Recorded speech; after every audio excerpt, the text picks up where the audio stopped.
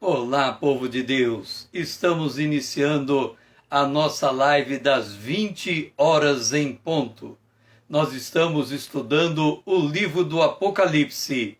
Nós estamos no módulo 7, na parte 4, Satanás, o Deus desse século. E nós, nessa noite, vamos dar continuidade ao ponto onde nós havíamos parado. Eduardo, seja bem-vindo, uma boa noite. Renata, se você está aí também, uma boa noite. Nós demonstramos os eventos da criação dos anjos, das características dos anjos. Nós mostramos o momento da criação, quando se deu no segundo dia, entre o segundo e o terceiro dia. Demonstramos o nosso elemento de prova de que a criação do anjo se deu no segundo dia. Neemias capítulo 9, versículo 8, Jó 38, o versículo 4 a 7. Boa noite, Eduardo, muito bom estar aqui. Então, agora nós vamos dar continuidade ao cenário da rebelião celestial. Vamos entender a missão de Lucifer e a missão dos demais anjos. Note uma coisa, nós estamos fazendo um retrospecto. Se você está lembrado do nosso módulo 2, o texto profético, nós falamos que tem certos textos proféticos, que quando lemos aquele texto, ele faz uma retrospectiva histórica. E o texto que nós estamos lendo em Apocalipse, no capítulo 12, Satanás se apresenta como o grande dragão. Mais à frente no texto, ele é dito que aquele grande dragão é a antiga serpente. E quando nós olhamos para o jardim do Éden, nós já encontramos aquela serpente preparada para tentar o homem. Se nós olharmos na cronologia da história bíblica, nós vamos entender uma palavra de Deus para Adão. Ele diz assim, que Adão deveria lavrar o jardim, deveria guardar o jardim. Ora, guardar de quê? Havia porventura algum inimigo que poderia entrar naquele lugar e interferir nos negócios do Senhor? Olhando a história como ela se passou, levando em conta a presença da serpente, nós temos que entender que quando Deus dá um comando para Adão, para ele guardar o jardim, é porque Deus sabia que Satanás haveria de entrar naquele lugar para tentar o homem. Então o homem já foi prevenido da presença de um inimigo. Aí você fica falando, você pensa assim, mas César, se Deus criou o homem perfeito, criou o jardim perfeito, como é que poderia o mal estar ali presente na figura da serpente? É que na cronologia da história bíblica, a rebelião dos anjos se deu antes daquele dia. Por isso que quando nós olhamos para aquele dia, já encontramos a presença de um inimigo, de uma história acontecida. Então nós temos que voltar para o início de tudo, porque senão a história meio fica sem nexo, sem começo. A gente olha para o fim, vê Satanás sendo amarrado e a gente fica se perguntando, por que é que Satanás tem a permissão de Deus de estar praticando o mal desde a sua criação em queda até os dias de hoje? Por que Deus não deu um basta em Satanás e não acabou com tudo? Quando ele cria o homem, por que ele não deixa o homem isento da confrontação com Satanás? Então nós temos que rebobinar a história, voltar ao princípio das coisas, para nós entendermos essa lógica, a fim de compreendermos a natureza da batalha espiritual que vai se tratar. Vamos para Gênesis capítulo 1, o versículo 6 a 8, e é muito importante que você me acompanhe na sua própria Bíblia, e você vai lendo. Eu faço a leitura na Bíblia atualizada, talvez você faça na corrigida. A diferença entre a atualizada e a corrigida, que a corrigida é uma tradução palavra por palavra, então ela fica uma tradução mais truncada. A atualizada é uma tradução feita no sentido da sentença, então ela fica mais fluida. Por isso que eu faço a leitura na corrigida. O verso 6. E disse Deus: haja firmamento no meio das águas, e separação entre águas e águas. Fez, pois, Deus o firmamento, e separação entre águas debaixo do firmamento, e águas sobre o firmamento, e assim se fez. E chamou Deus o firmamento céus. Houve tarde e manhã, o segundo dia. Nós já demonstramos que quando Deus separa água de água, entenda uma coisa: a ordem da criação é: Deus cria o start inicial, Gênesis capítulo 1, verso 1. Ele cria a luz no primeiro dia. E quando ele cria estas águas do segundo dia, na verdade, esse conjunto de águas que ele chama céus, como é que vamos dizer? Não é água H2O. É água, aquilo que permeia a matéria do universo. É nesse sentido.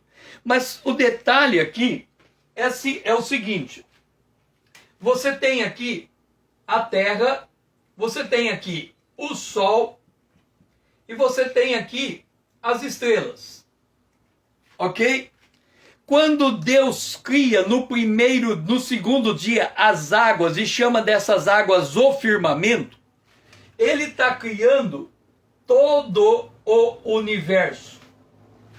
Todo o universo. O Sol é uma estrela de quinta grandeza.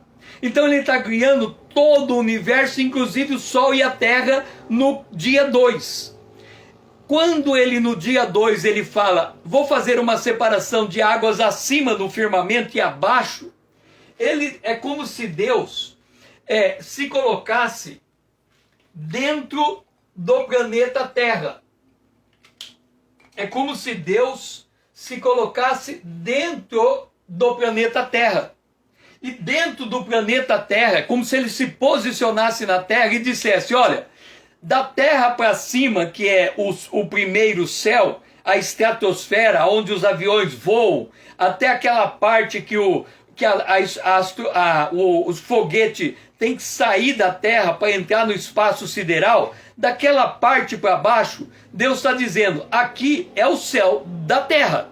Daquela parte para cima é os céus do universo. Então, quando ele separa esta água, ele está separando essas duas estruturas. Não é que ele precisaria separar, é que ele vai olhar para a Terra com um olhar atento para o que ele vai produzir aqui. Ele tem um propósito para o planeta Terra. Agora entenda, a Bíblia diz: no pouco fosse fiel, no muito te colocarei.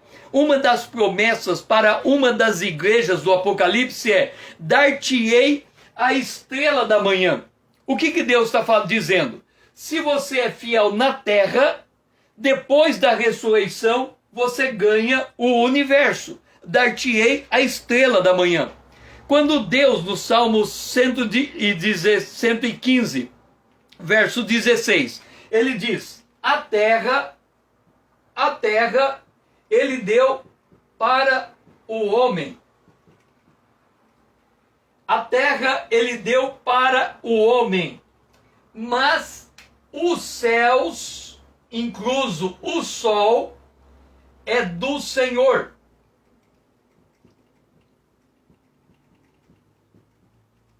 Então, Deus estabeleceu territórios. Ele diz: olha, a terra eu dou para os homens. É o mínimo que eu estou dando para eles. O resto do universo me pertence. Ou seja, os céus são os céus do Senhor. Então, quando a gente ora o Pai Nosso, faça a tua vontade na terra como é feita no céu. Então, no céu, Deus já está tudo estabelecido para ele. Não há o que se questionar, mas na terra há um questionamento. Então Deus separa esses mundos. É por isso que quando a gente lê a Gênesis capítulo 1, nós temos que entender que o observador que está narrando a criação, ele está posicionado a partir do dia 2 na terra.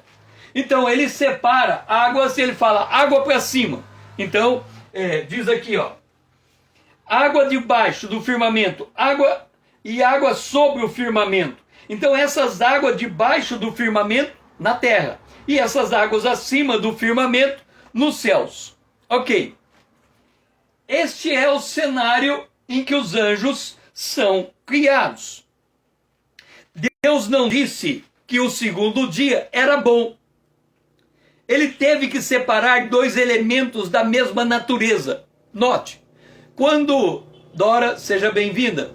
Note, quando Jesus, ele coloca diante dele as ovelhas e os bodes, ele diz, ovelhas, vinde para o reino, venha para o reino do Pai. Aos bodes, que ele amaldiçoa os bodes. E ele não permite entrar no reino de Deus. Então, ali ele está fazendo separação de homens, ovelhas e bodes, mas são seres humanos. Da mesma maneira, quando ele separa essas águas, ele está separando algo que não deveria estar separando, algo que deveria estar unido. É que no dia 2, acontece a rebelião celestial. Como é que nós vamos entender? Neste dia, o dia 2, por meio de sucessivas interações de energia e matéria, o universo foi formado, incluindo as galáxias, as estrelas, o sistema solar, o Sol e a Terra.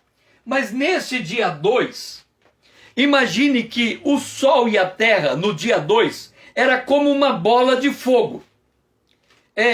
Imagina o universo sendo formado e a Terra semelhante a uma bola de fogo, ou seja, é inabitável. A habitabilidade da Terra começa no dia 3, quando a vegetação vem para a Terra. Então, no dia 2, ela tem essa condição. Observa, quando nós olhamos a criação, muitos tentam entender a criação dias de 24 horas. Então Deus fez os céus e a terra em 6 dias, descansou no 7º. Aí você pergunta para ele, quanto tempo durou cada dia? E ele diz 24 horas, porque essa é a noção do tempo. Acontece que no 4º dia, Deus faz aparecer os luminares. E no 4º dia, ele declara que os luminares que estão sendo vistos é para a marcação dos tempos. Vamos lá, Gênesis capítulo 1, versículo 16.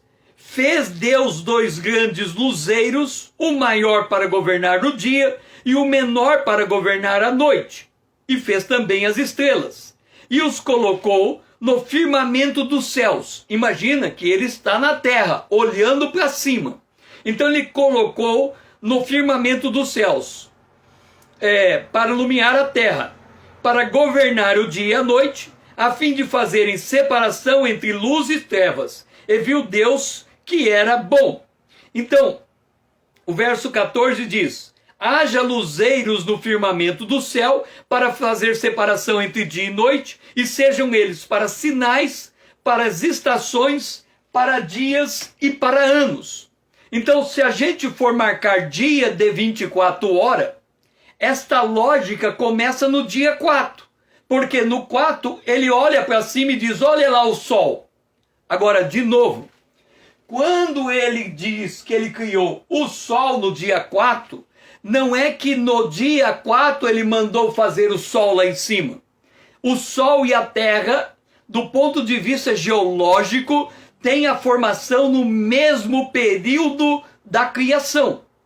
Então, quando ele está dizendo, olha lá o sol, ele está dizendo, na terra, dentro da terra, no 3º dia, eu estou colocando vegetais, eles estão mudando o carbono da terra, transformando em oxigênio, limpando a atmosfera, e à medida que vai limpando a atmosfera, você consegue enxergar o sol que está lá em cima. Então, esta lógica de que o sol aparece no 4º dia, é porque quem está na terra só enxerga o sol no 4º dia. Mas ele já existia no 3º dia, como a terra e o sol já existiam no 2º dia, mas não em forma de elementos, não em forma de habitabilidade humana. Entenderam? Então, por que eu estou firmando isso? Porque quando nós olhamos para esse cenário, nós vamos entender a queda dos anjos.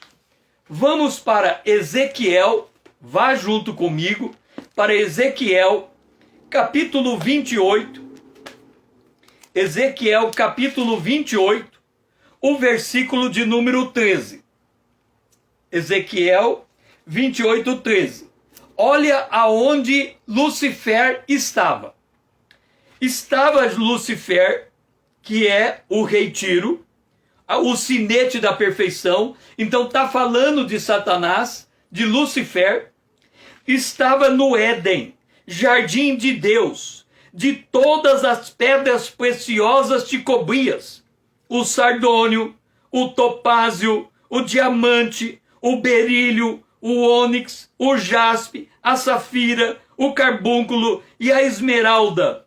De ouro te fizeram os engastes e os ornamentos. No dia em que fosse criados, eles foram preparados.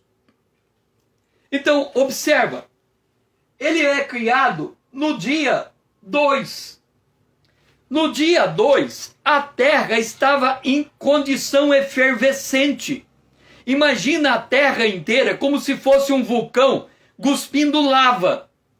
Hoje, aonde é que está o ouro? Dentro da terra. Por que que o ouro está dentro da terra? Porque o ouro foi criado antes dos vegetais, quando a terra estava em evolução, em uma fornalha incandescente. Mas para Satanás, ou Lucifer, não havia dificuldade nenhuma ele habitar no meio de uma fornalha. Ele é anjo, não é homem. Então ele habitava naquele lugar, nesta fornalha. Agora, olha o verso 14.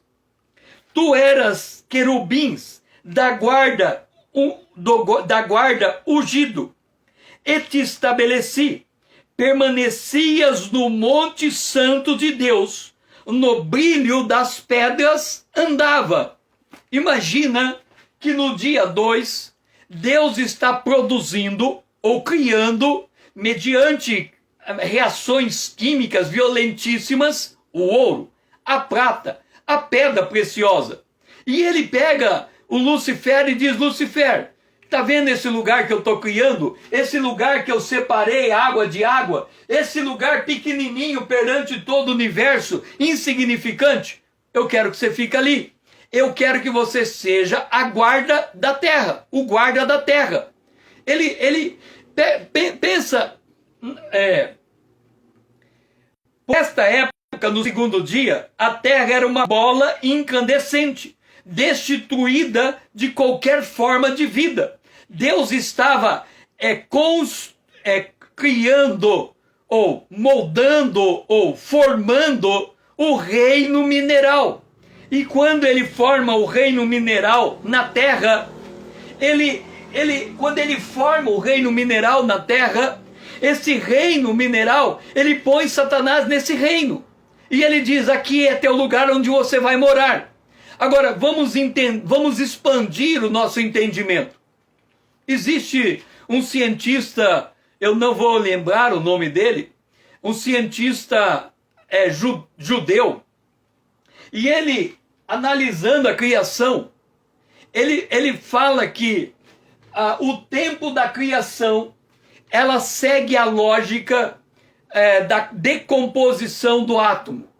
E a conta que ele faz é a seguinte: do ponto zero, que é Gênesis 1:1, até Gênesis 1, o primeiro dia, ele fala que passou 3 minutos. Então, de Gênesis, vamos voltar lá. De Gênesis 1:1, no princípio criou Deus os céus e a terra. Nesse momento, o tamanho inteiro do universo, imagina o universo inteiro, ele tinha o tamanho de um grão de mostarda. Este era o tamanho do universo em Gênesis 1:1. Em Gênesis 1:2, o Espírito de Deus, ele envolve esse ponto pequeno do tamanho de um grão de mostarda, e ele dá uma explosão nisso. Esta explosão vai criar a expansão do universo, formando as estrelas. Esse cientista diz que do dia 1 até o dia 2 se passaram 8 bilhões de anos. Do dia 0 ao dia 1, 3 minutos. Do dia 1 ao dia 2, 8 bilhões de anos. César, por que você está colocando essa dimensão de tempo? Se nós não enxergarmos a dimensão de tempo, nós não vamos entender o que Lucifer fazia na Terra naquele tempo. Olha o que está escrito em Gênesis, em Ezequiel 28, versículo 16. Na multiplicação do teu comércio. Vamos pegar só a parte positiva do comércio, não vamos pegar a parte negativa. Na multiplicação do teu comércio. Verso 17. 17. Diante dos reis te pus. Quem eram esses reis? Se nós estamos no dia 2, os reis que ele faz referência não são reis humanos, porque no dia 2 não tinha seres humanos, nem pretensão de criação de seres humanos. Estes reis, se nós imaginarmos que cada estrela tem um principado, se nós imaginarmos que o Sol tem um principado, cada ponto do universo era governado por um principado, uma potestade, um anjo.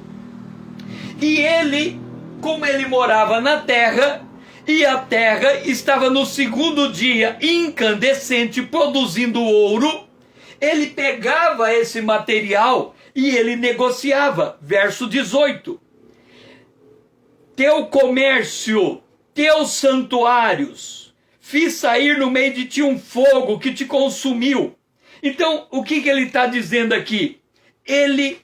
O Lucifer, foi colocado na terra, no Éden de Deus, um mundo formado por material, e na posição que ele ocupava, ele negociava com os outros seres invisíveis da mesma espécie dele, e ele transacionava, ele multiplicou o comércio. Agora, vamos fazer as devidas conexões. Lembra que Lucifer é o primeiro anjo criado? Lembra que Lucifer é o anjo mais importante? Lucifer é o anjo mais poderoso? Nenhum anjo abaixo de Jesus, nenhum anjo tem tanto poder quanto Lucifer. Agora, aonde está o trono de Deus? O trono de Deus está em luz e inacessível. O trono de Deus é fora da coisa criada. Deus não faz parte da coisa criada. Deus é transcendental. O universo inteiro é como uma bola de gude na mão de Deus. Então nós não temos, na nossa compreensão humana, nós não temos condição de imaginar um ponto fora da coisa criada. Mas Deus é transcendente. Lucifer, se ele tivesse que estar no lugar mais importante da terra, este lugar seria no trono de Deus. Ele tinha que estar aqui. Ele tinha que estar como o principal adorador do trono de Deus. Mas ele não está lá. Deus diz, olha, eu quero que você saia daqui e eu quero que você venha para cá. E aqui vai ser o lugar da tua habitação. Então Deus tira os primeiros seres, o mais importante, o mais elevado, e coloca ele na periferia do universo. Porque foi isso que aconteceu. O Sol é uma estrela de quinta grandeza.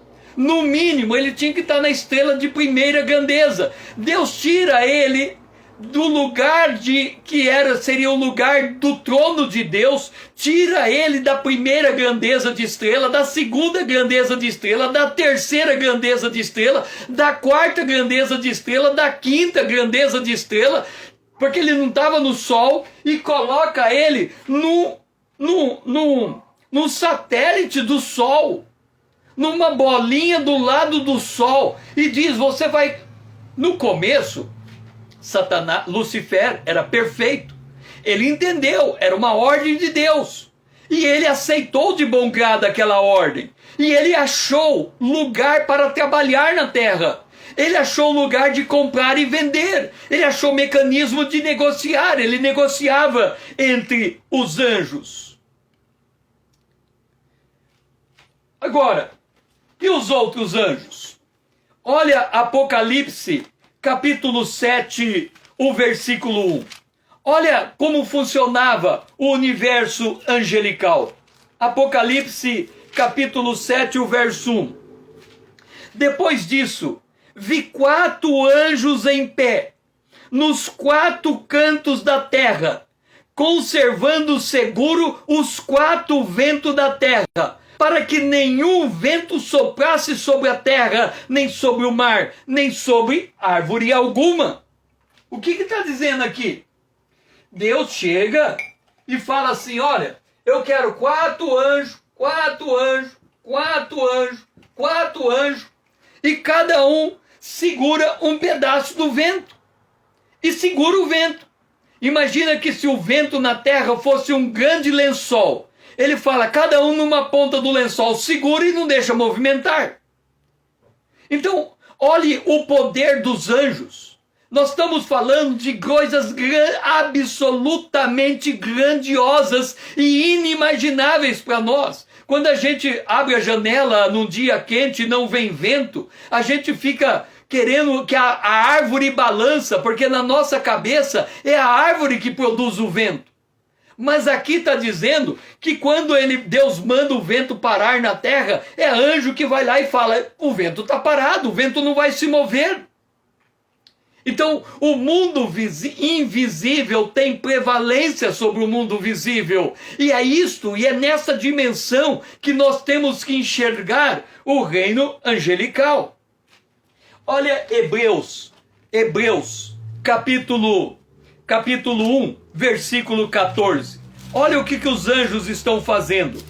Hebreus, capítulo 1, o versículo 14. É bom você ler na tua Bíblia, porque são textos que a gente não está habituado a ler e pensar e refletir neles. Não são todos eles, os anjos, espíritos ministradores. O papel dos anjos é servir. Tem muita gente que tem uma visão do céu como uma coisa parada, estática. O céu está em pleno movimento incessante. A Bíblia, Jesus disse, o meu Pai trabalha até agora e eu trabalho também. O mover de Deus é um mover de trabalho. Quando Deus diz que Ele vai criar a vida é coisa de movimento. A vida não é coisa parada. Nós temos uma noção de vida parada. Por exemplo, domingo. O que a gente faz no domingo? Domingo é dia de descanso. O que é descanso para você no domingo? Rose, seja bem-vinda. O que no domingo é dia de descanso? Domingo é o dia em que eu vou armar uma rede, deitar na rede, pegar um tereré, colocar do lado e passar a tarde inteira tomando tereré. Essa é a nossa noção de descanso. A Bíblia diz que Deus descansou no 7º dia. Mas a Bíblia diz que Deus diz aos judeus, trabalhe 6 dias, descanse no 7º dia. Então, na nossa lógica, o que o judeu faz no 7º dia? Não pode trabalhar. É a nossa lógica. O judeu não pode andar, não pode sair de casa, não pode fazer comida, ele não pode trabalhar. Então a nossa lógica é que o judeu passa o sábado descansando, sem fazer nada. Agora vai lá no tabernáculo de Moisés no sábado. Olha o que o judeu está fazendo no sábado. Ele está pegando um carneiro, levantando o carneiro, carneando o carneiro, recolhendo o sangue do carneiro, pondo o sangue do carneiro em cima do altar, derramando, pondo a carne do carneiro em cima do altar, pondo fogo, consumindo a carne do carneiro, pegando a carne boa, levando para o sacerdote comer, pegando uma carne que não é devida, acho que é a gordura, levando para fora. É o dia inteiro trabalhando, mata outro cordeiro, pega o pecador, antes de matar o cordeiro, põe a mão do pecador na cabeça do cordeiro, ele confessa o seu pecado, pendura o cordeiro, degola o cordeiro, tira o sangue do cordeiro, leva para o altar, trabalhando. Então a nossa noção de descanso é não fazer nada. A noção de Deus de descanso é: eu terminei o que eu tinha que fazer e agora eu vou arrumar outra coisa para eu fazer. E é o que ele fez. Ele descansou da criação e disse: agora que está tudo feito, da criação não tem que fazer mais nada. Eu parei de fazer. Mas na redenção eu tenho que começar a trabalhar, porque a primeira coisa que o homem vai fazer é cair em pecado. E o cordeiro tem que vir. Quer dizer, Deus descansou da condição de criador e continuou na condição de redentor. E quando terminar a redenção, toda a obra da redenção, ele vai descansar da redenção e vai voltar à posição de criador e criar novos céus e nova terra. Então, quando nós olhamos os anjos, não podemos imaginar anjo tocando harpa o dia inteiro parado. Existem os adoradores, existem os serafins que estão lá, santo, santo, santo, é o trabalho dele. Mas existem outros anjos que são espíritos ministradores enviados para serviço. E aqui diz, a favor dos que vão herdar a salvação. Aí você diz: César, mas no primeiro dia, no segundo dia, Deus não tinha criado o homem? Deus tinha intenção de criar o homem. Tanto é verdade que ele chama o principal anjo criado, Lúcifer, e ele diz: Lúcifer, seja guardião da terra. Guarde a terra, Lúcifer.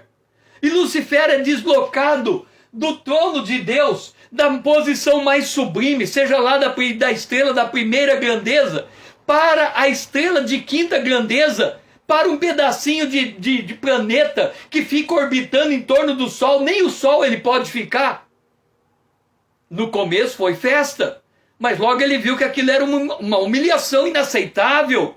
Como que ele vai aceitar aquela posição que Deus está colocando? E nós estamos falando de 8 bilhões de anos. O segundo dia teve a duração de 8 bilhões de anos. E o terceiro dia? O terceiro dia teve a duração de 4 bilhões de anos. 8 mais 4 dá 12 bilhões de anos. Esta é o tempo entre o segundo e o terceiro dia. Então, quando Deus diz no terceiro dia, haja luz, ele está falando de haja vegetais. O terceiro dia, ele leva 4 bilhões de anos para preparar os vegetais. E nesse tempo, Satanás, Lúcifer, está ali. Ele está sobre a terra. Ele está vendo a terra sendo transformada. Ele está vendo o que Deus está fazendo com a terra. Mas entenda, Deus sabe o que vai fazer. Anjo não. Anjo tem o princípio dos salvos. A vida eterna é conhecer a Deus e aquele a quem ele enviou. Então os anjos que viveram os cientistas hoje dizem que são 13 bilhões de anos, 13 bilhões e meio de anos, desde o ponto zero até hoje. Os anjos viveram esse período todo tentando entender o que Deus está fazendo. Porque Deus não passa para ele todo o cronograma. Vai falar: vai acontecer assim, assim, assim, assim, assado. Deus vai entregando eles, comissionando eles para o trabalho.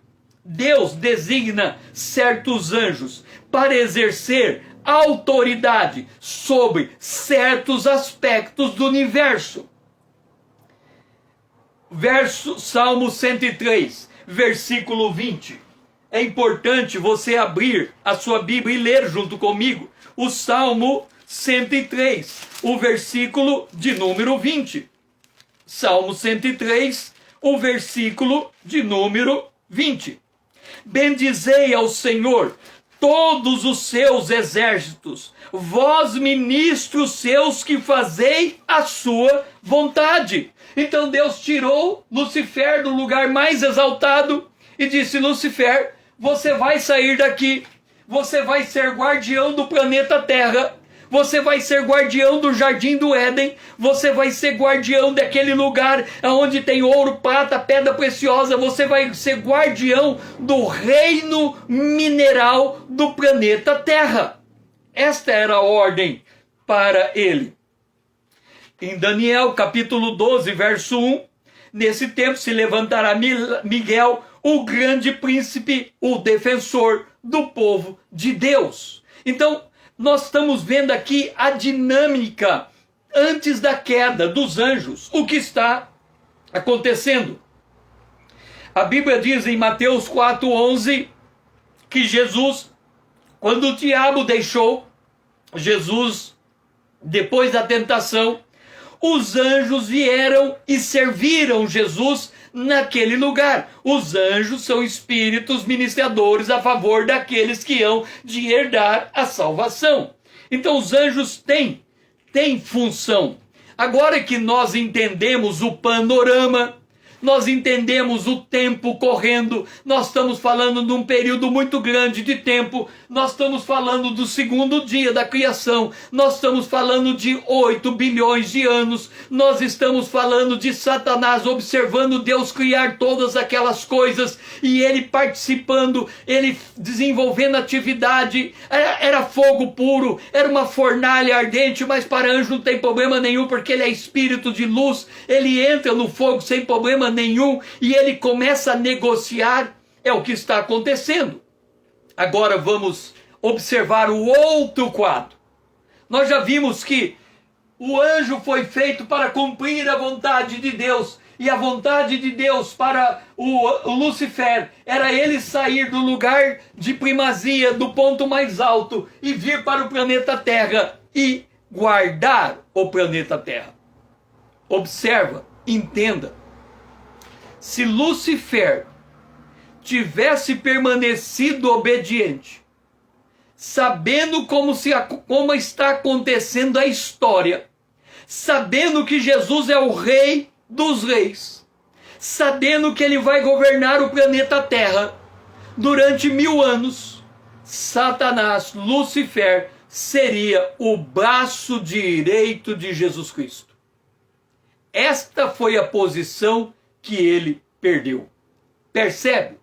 Lembra que Jesus nasceu em Belém, teve a sua infância e adolescência em Nazaré, e quando Jesus apareceu no seu ministério terreno, disseram assim: pode vir profeta de Nazaré?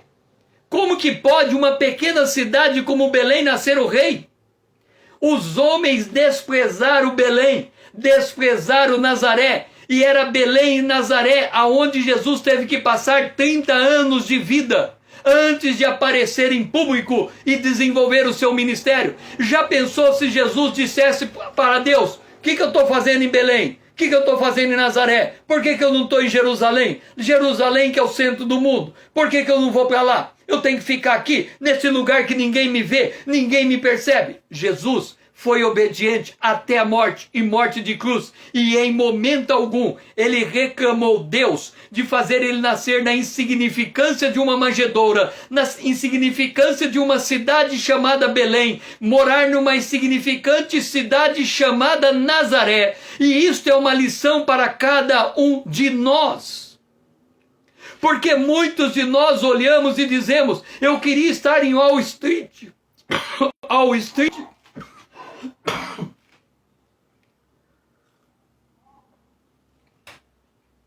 Eu gostaria de estar em Manhattan.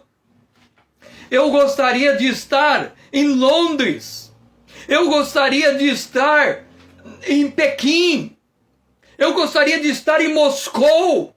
Eu gostaria, entenda, Deus coloca o homem num lugar de humilhação para exaltar o homem.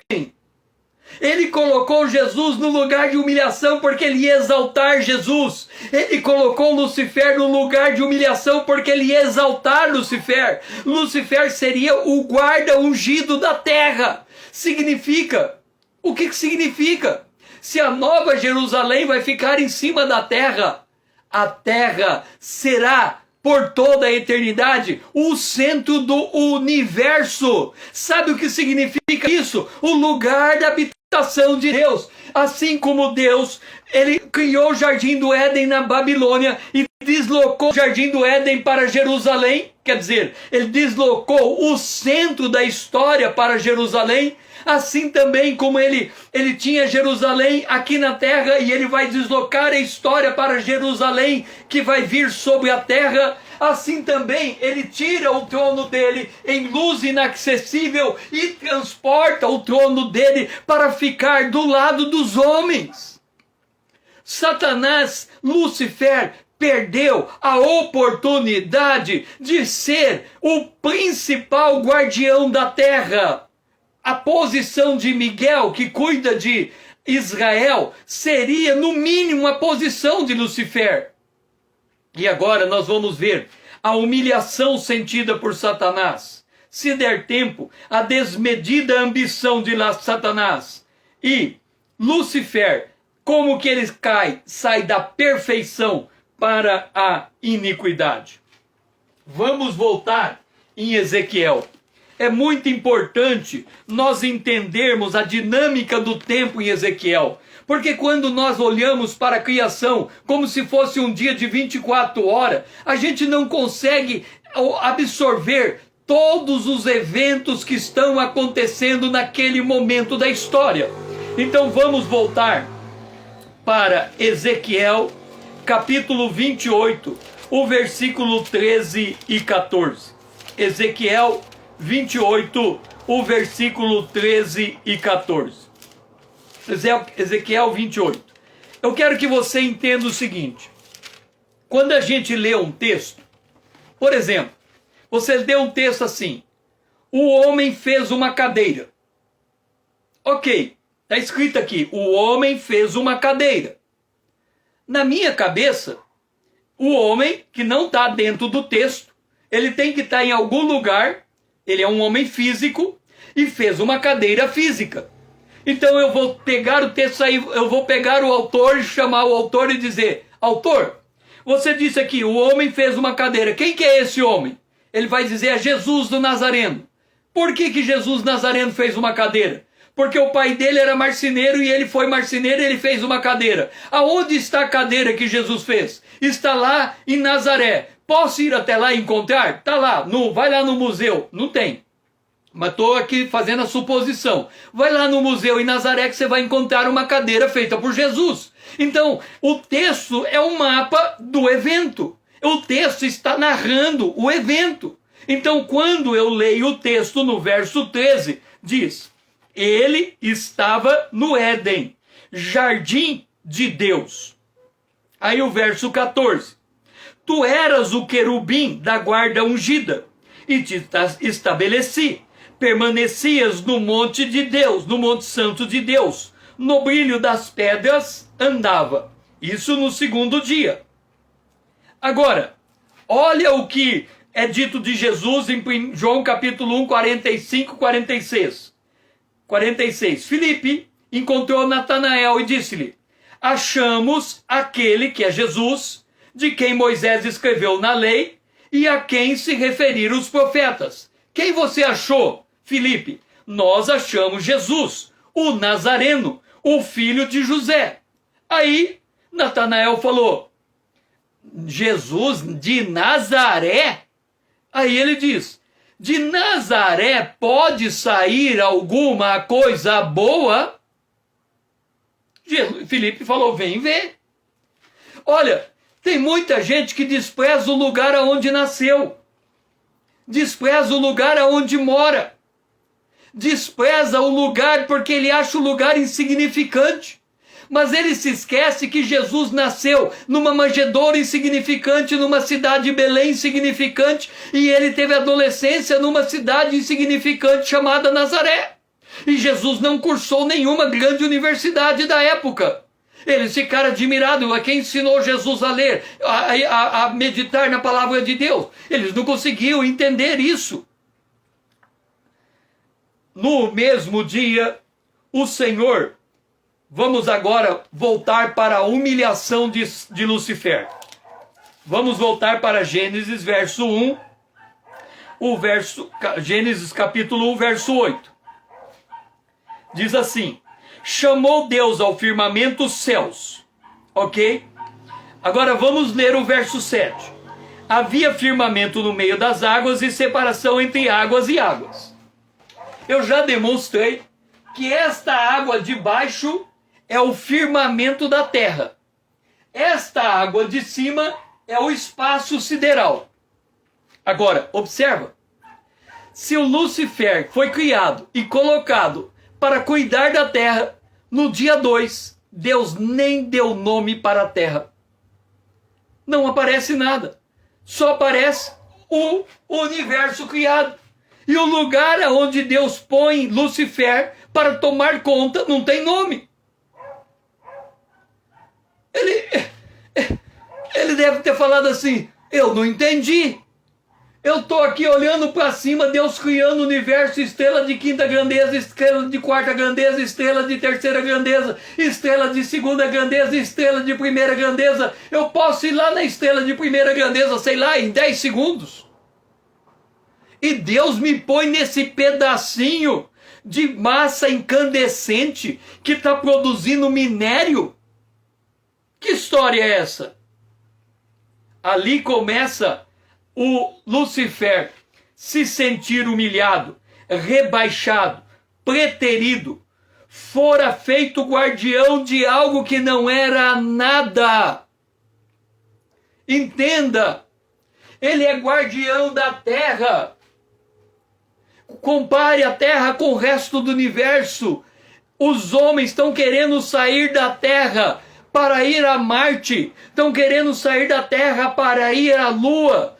E já foram, estão querendo sair da Terra para ir a Júpiter, estão querendo sair da Terra para ir para o espaço sideral, menosprezando o que Deus entregou, a Terra. E o homem está destruindo a Terra, o homem está tornando a Terra inabitável. Eu estava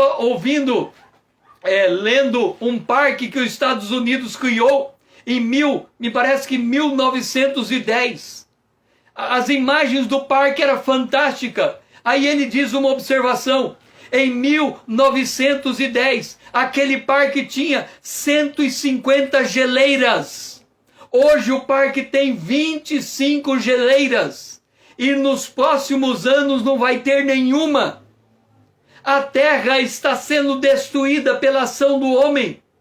E o homem quer ir para Marte, o homem quer procurar vida lá fora, desprezando o que Deus lhe deu, da mesma maneira que Lúcifer recebe a incumbência de guardar esse planeta, este monte santo, e ele despreza. Deus, no segundo dia, me coloca para guardar uma coisa incandescente, que nem nome tem, e Deus dá nome para o que está acima dessa coisa. As estrelas de quinta, quarta, terceira, segunda e primeira grandeza. E eu estou aqui relegado ao nada. O que nós aprendemos aqui? O princípio da glorificação de Deus para com as suas criaturas é a humilhação dessa criatura na presença de Deus. O que nós aprendemos aqui? Se você tem o sentimento que mora num lugar insignificante, que tem um trabalho insignificante, que tem uma casa num bairro insignificante, que está numa rua insignificante, comparado com todas as grandezas à sua volta, você está no lugar da humilhação de Deus. Não despreze esse lugar. Pode vir de Nazaré uma coisa boa. Pode vir de Londrina uma coisa boa, de Dourados uma coisa boa, de Campo Novo do Parecis uma coisa boa, de Niterói uma coisa boa, estou citando as cidades onde eu já morei, pode vir de Campo Grande uma coisa boa, pode vir de Cottonwood nos Estados Unidos uma coisa boa, pode vir de Cáceres uma coisa boa, pode vir de Cuiabá uma coisa boa, pode vir de Curitiba uma coisa boa. Eu apenas citei as cidades onde eu já morei, pode vir desses lugares uma coisa boa. Os homens só olham com o espírito de grandeza, eles só olham para aquilo que é agigantado diante dos seus olhos. Ele não é capaz de entender que Deus pode pegar o indivíduo que está na presença dele, no trono dele, e diz: eu quero que você me sirva no lugar mais insignificante do planeta, do universo, do espaço sideral. Lúcifer foi incapaz de conceber a grandiosidade do plano de Deus para o planeta Terra. E eu quero enfatizar aqui: hoje, o planeta Terra está afogado.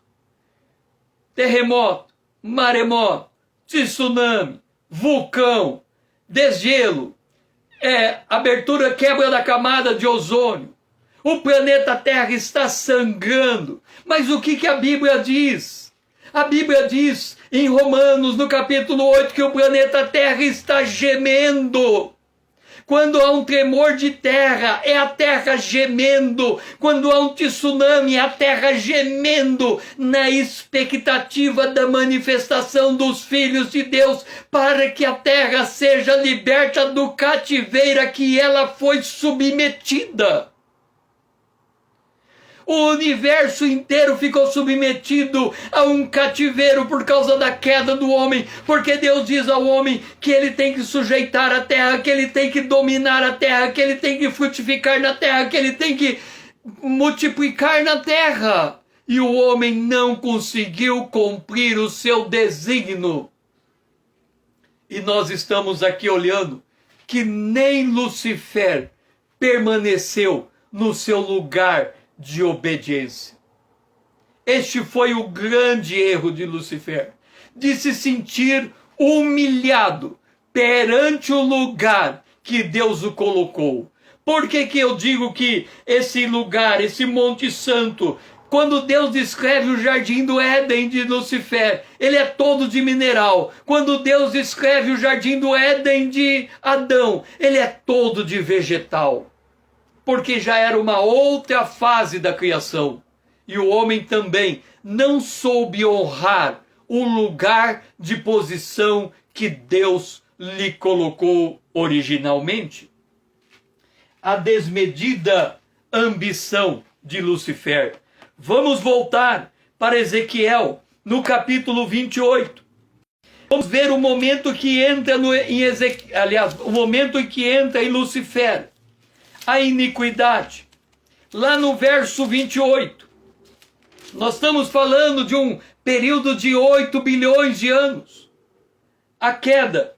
Lá no verso 28, verso 13.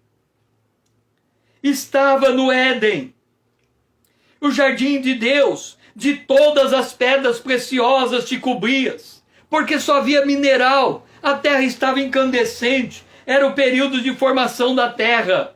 Ele estava nesse lugar, ele andava nas pedras, ele andava no brilho das pedras, porque era fogo puro. Imagina você pegar uma fornalha e extrair ouro da fornalha. Era assim que era o planeta naquela época. E ele estava naquele fogo puro e ele comercializava naquele fogo. E aí, nós vamos para Isaías, no capítulo 14. E nós vamos entender a ambição de Satanás no verso 13. Olha o que ele diz. Tu dizia no teu coração, ele está na terra, subirei ao céu. Percebe? Ele está na terra, subirei ao céu. acima das estrelas de Deus. Cada estrela, a estrela de primeira grandeza, a estrela de segunda grandeza, a estrela de terceira grandeza, a estrela de quarta grandeza e o próprio Sol, a estrela de quinta grandeza. Lembra que na Terra tem anjos segurando o vento? Em cada estrela dessa deve ter um principado tomando conta daquela estrela. Ele diz, eu vou me colocar acima. Ele podia? Podia. Por quê? Ele era o anjo mais poderoso da Terra. Nem o anjo da primeira estrela tinha mais poder do que ele. Então ele podia se prevalecer de qualquer anjo. Quem é que ia enfrentar ele? Se ele quisesse. Aqui diz, eu vou exaltarei o meu trono acima das estrelas de Deus. Quer dizer, acima de todos os anjos. Eu assentarei no monte da congregação, me assentarei na extremidade norte. Esta parte do universo é a parte norte. Naquela época era a parte mais próxima do trono de Deus. Ele está dizendo, eu quero sair daqui e eu quero ir para lá. Para onde? É a mesma coisa de você, do teu pai. Dizer assim, olha meu filho, você fica em casa porque eu vou na festa. Aí você fica em casa e fala, eu, hein? Meu pai põe eu para ficar aqui em casa e ele está festando. Quer saber de uma coisa? Eu vou fugir de casa e vou lá naquela festa, eu quero ver meu pai mandar embora. Aí você foge de casa e vai na festa onde seu pai está. Porque você, na tua cabeça, o lugar mais importante do universo é a festa onde seu pai está. E você quer sair, fugir da sua casa em lugar de obediência para ir em lugar de rebelião. Para ir aonde seu pai não mandou. Porque você fala, onde meu pai está, eu quero estar. Eu não me contento com coisa diferente. E aqui ele diz, eu subirei e me assentarei, subirei acima das mais altas nuvens e serei semelhante ao Altíssimo. Ele não está dizendo que ele vai derrubar Deus. Ele está dizendo que ele vai se colocar no lugar de Deus para tomar a obediência de todos os anjos abaixo de Deus. Deus criou os anjos e ele é o anjo primeiro criado. Ele vai falar, eu vou chamar os anjos para o meu lado. Deus vai ficar sozinho. Este era o objetivo dele. Observando o contexto existencial de Lucifer no segundo dia da criação, se percebe que ele fora feito guardião de um ponto perdido no vasto universo, isto é, ele foi feito guardião da terra. Não se pode olvidar, não se pode esquecer que Deus também está se revelando a Lucifer e seus anjos. Eles não são dotados de todo conhecimento. Anjo não é onisciente, onipresente, onipotente. Eles estão em processo de aprendizado e relacionamento com Deus. Eu creio que agora você começa a entender por que Satanás ele quer tanto tomar o planeta Terra. Ele já tinha, mas ele perdeu. Hoje, acho que quando ele olha para a Terra, ele fala, eu não consigo entender como é que a Terra, o lugar mais insignificante do universo, pode ser o lugar mais importante do universo. E Deus diz, eu vou habitar aonde o homem está. E aonde o homem está? Na terra. E quem é o homem? A imagem e semelhança de Deus. Satanás, ele não compreendeu o lugar aonde Deus o colocou. Eu creio que agora você tem o mesmo sentimento que eu tenho de avaliar o quanto ele perdeu por não permanecer no lugar aonde Deus ordenou que ele ficasse. Agora, eu e você podemos refletir o nosso lugar de existência, porque provável é um lugar de humilhação. Mas é do lugar de humilhação que Deus nos exalta para o lugar de glória. se nós não nos ajustarmos ao nosso lugar de humilhação e não louvarmos a Deus por termos este lugar, jamais compreenderemos o que Jesus disse: no pouco você é fiel, no muito eu vou colocar você. Obrigado, Eduardo, Dora, Rose, por vocês estarem aqui junto comigo.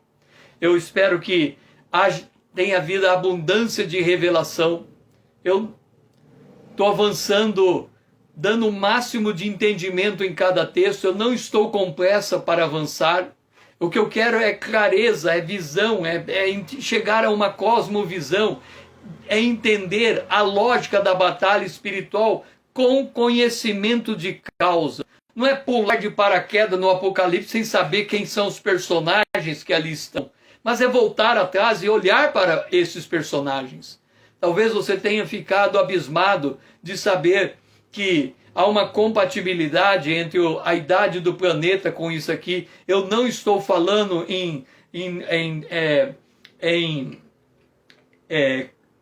eu não estou falando em teoria da evolução. Não tem nada de evolução aqui. Quando Deus disse vai aparecer, apareceu. Não teve evolução, teve mudança naquele estado de coisa. Então não tem nada a ver, não tem nada que diz respeito à teoria da evolução. É criacionismo mesmo, mas é criacionismo na lógica da criação. Deus fazendo as coisas como de fato ele fez, colocando os personagens como de fato ele colocou, e a vida acontecendo enquanto ele cria como de fato acontece. Isso é uma mudança de paradigma muito grande. Eu convido você a estar comigo amanhã às 20 horas em ponto para darmos continuidade na quinta parte desse módulo Satanás, o Deus desse século. Vamos avançar, tem muita coisa ainda por vir. E coloque esse aviãozinho, marque teus amigos, mande esse vídeo para teus amigos. Venha fazer parte da minha conta aqui no Instagram, fazer parte dessa comunidade. Vamos tornar essa comunidade relevante. Traga seus amigos para cá. Aqui é um lugar onde nós estamos estudando a Bíblia, entrando com profundidade no texto, debulhando o texto, vendo seus detalhes, e é para isso que eu convido você. Tenha um fim de dia abençoado na presença de Deus e que o Senhor seja louvado. Eu aguardo você, sim, Eduardo, um tempo abençoado na presença de Deus. Que o Senhor seja louvado.